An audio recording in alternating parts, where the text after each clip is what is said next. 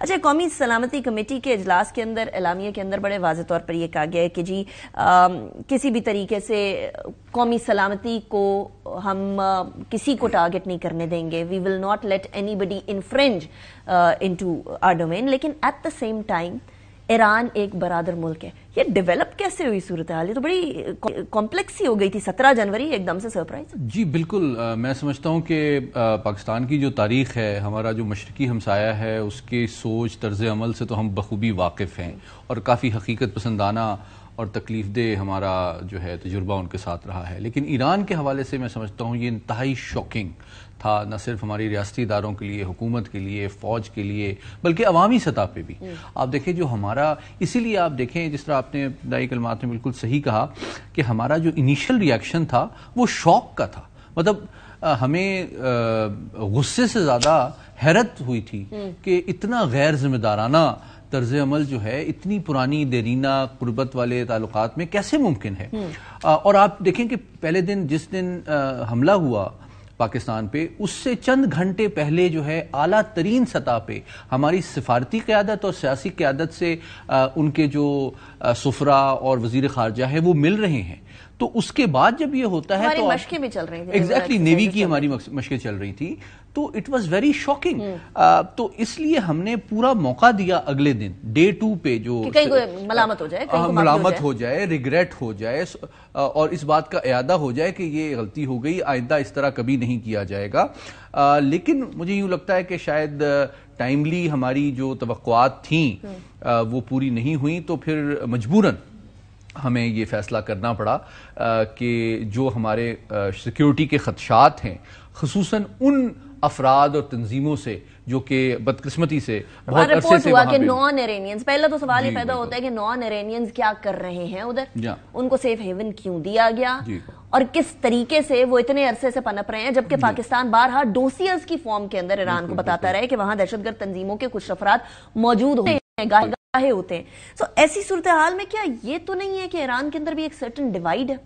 ایسا ڈیوائیڈ ہے کہ کچھ جو ہاکش ویو رکھتے ہیں اور کچھ وہ ڈو والا ویو رکھتے ہیں؟ دیکھیں، دو بنیادی وجوہات ہیں اس کی میرے خیال میں. پہلی بات یہ ہے کہ جو اس وقت مشرقی وسطیٰ کی صورتحال ہے، اس میں جن تنظیموں کی سپورٹ ایران کرتا ہے، شاید ان کی جو توقع ہے ایران سے کہ وہ جس طرح پرو ایکٹیولی اگریسولی ان کو سپورٹ کرے گا ایٹ اے ٹائم جبکہ وہ اسرائیل سے ایک جنگ میں انگیجڈ ہیں، وہ شاید ان کی ایکسپیکٹیشنز پوری نہیں کر رہا، اور اس کا بہت زیادہ دباؤ قدامت پرست جو حلقے ہیں ایران کے اندر وہ ان کی نظریاتی قیادت پہ ہے. پہلی بات. دوسری بات یہ کہ داخلی سطح پہ بھی کافی دباؤ ہے ایران کے اندر کہ ان کی جو آئیڈیولوجیکل نیریٹو ہے خصوصاً اسرائیل اور امریکہ کے حوالے سے، وہ شاید عملی طور پہ اتنا ڈائریکٹلی نظر نہیں آ رہا. تو اس پریشر کو ڈیفیوز اور ڈائیورٹ کرنے کے لیے یہ ایک، میں سمجھتا ہوں، بہت ہی غیر ذمہ دارانہ اور ایریٹک بات تھی. یہ بات ہم لوگوں کو گاہے بگاہے ہمارے ریجن میں نظر آتی ہے کہ وہاں انڈیا میں انتخابات ہونے لگتے ہیں تو کوئی نہ کوئی مس ایڈونچر پلان ہو جاتا ہے، فالس فلیگ آپریشن پلان ہو جاتا ہے. ادھر اب ایران کے اندر بھی انتخابات ہونے والے، تو یہاں بھی یہ والی سچویشن نظر آ گئی. آپ کو ڈومیسٹک پریشر فیس کرنا پڑ رہا ہے تو آپ ریجنل انسٹیبلٹی کی طرف لے جائیں. ممالک نہیں ترقی کیا کرتے، ریجنز ترقی کیا کرتے ہیں. کیا ہمارے ریجن کے اندر کوئی ملک یہ نہیں سمجھتا؟ نہیں، یہ بہت افسوسناک بات ہے. اور اس میں جو چیز سامنے آئی، جس کو میں، جو ابھی بہت پازیٹیو پیس اوورچرز کی بات آج ہو رہی ہے، جس کو میں ویلکم کرتا ہوں، لیکن with a pinch of salt میں یہ بھی کہوں گا کہ جن سفارتی اوورچرز اور پازیٹیو سگنلز کا اظہار آج ٹویٹر ڈپلومیسی کے ذریعے سے مختلف جو ایرانی سفراء ہیں وہ کر رہے ہیں، آئی ہوپ کہ انہی سینٹیمنٹس کو ان کے دیگر ریاستی ادارے اور پاور سینٹرز بھی شیئر کریں گے. یہ بہت ضروری ہے کہ سفارتی سطح پہ تو آداب اور جو اخلاق اور جن الفاظ کا استعمال کیا جا رہا ہے وہ بہت خوش آئند ہے، لیکن آئی ہوپ کہ ان کی نظریاتی قیادت، IRGC، ان کی فوج جو ہے وہ اپنے عمل میں، اپنی سوچ میں، اپنی ڈپلائمنٹ میں، اپنے آپریشنل پلانز میں اور سب سے بڑی جو ہماری ایکسپیکٹیشن ہے کہ جس طرح آپ نے کہا کہ وہ دہشت گرد جو پاکستان کے گمراہ کن لوگ جو وہاں پناہ لے کے پاکستان کے سلامتی پہ حملہ آور ہونے کی کوشش کرتے ہیں، ان کی بیخکنی جو ہے وہ سب سے بڑا سی بی ایم ہوگا پاکستان کے لیے بھی اور ان دونوں ممالک کے تعلقات کو دیرپا انداز میں سلامتی کے خدشات کو لیکن اب جو 17 جنوری کو ہوا، اس کے بعد پھر جو 18 جنوری کو ہوا، جو جواب دیا گیا پاکستان کی طرف سے، ایک شٹ اپ کال تو بہت سارے ممالک کو مل گئی پورے ریجن کے اندر کہ یہاں مس ایڈونچر اور سوورینٹی والا کام کوئی نہیں برداشت کرے گا.